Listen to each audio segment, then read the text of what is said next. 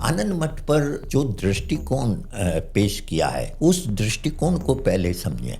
1757 में प्लासी में जीत हुई, लेकिन उसके बाद में भी लगातार विद्रोह होते रहे। तो अंग्रेज को ये लगा कि हिंदुस्तान में ये बहुत जरूरी है कि हिंदू मुस्लिम एकता जो है उसको खत्म किया, ये बहुत जरूरी। इसको खत्म किए बिना हिंदुस्तान में लंबे समय तक शासन नहीं चलाया जा सकता, और इसलिए उन्होंने हिंदुस्तान के इतिहास को एक नए दृष्टि से पेश किया हमारे सामने।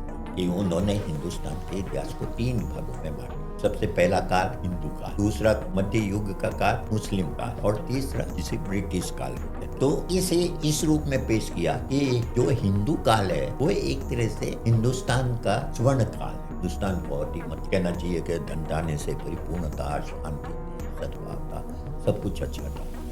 लेकिन मध्य युग के अंदर मुसलमानों ने आकर हिंदुओं को गुलाम बना दिया, और 1000 साल तक उन्होंने उस गुलाम।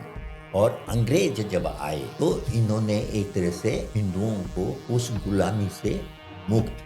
तो अंग्रेजों के इतिहास के नैरेटिव में मुक्तिदाता है अंग्रेज मुक्तिदाता। इस बात को समझना इसलिए जरूरी है कि ये बहुत महत्वपूर्ण है। और हम ये जो आरएसएस की विचारधारा या सावरकर या और जो विचार पेश करने वाले हैं, उनको तभी हम समझ सकते हैं जब हम इतिहास की इस व्याख्या को